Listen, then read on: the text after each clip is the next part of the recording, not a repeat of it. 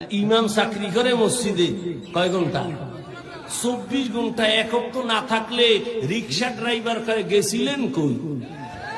ইমাম সাহেব কয় তুমি কে? আমি রিক্সা ড্রাইভার। এত পাওয়ার? কয় 5 টাকা মাসে বেতন দেয়। এরকম বেয়াদব আছে না নাই? শিয়ালের হাতে মুরগি। আল্লাহ হেদায়াত দান করুন। মসজিদের ইমাম থাকবে নিরপেক্ষ, সবার ঊর্ধ্বের দায়িত্বে। স্লোগান দাও যুবক, মসজিদের ইমামকে যদি নিরপেক্ষ থাকতে হয়, কমিটির সদস্যও নিরপেক্ষ থাকতে হবে।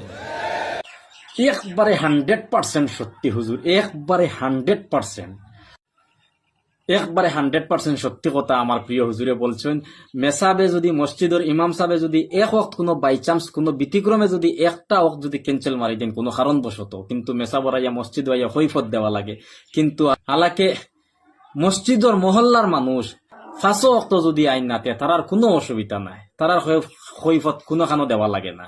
কিন্তু মেসাব যদি একক মিস মারি দেন, যদি মেসাবর কৈফত দেওয়া লাগে, যেমন আর তারার গুলাম রাখিয়া তৈছেন মসজিদর মেসাব 7,000 আর 8,000 বেতন দিয়া তারার গুলাম রাখিয়া তৈছেন। মেসাবরে খানো দরিয়া মানে উঠাইতা আর খানো দরি বুয়াইতা।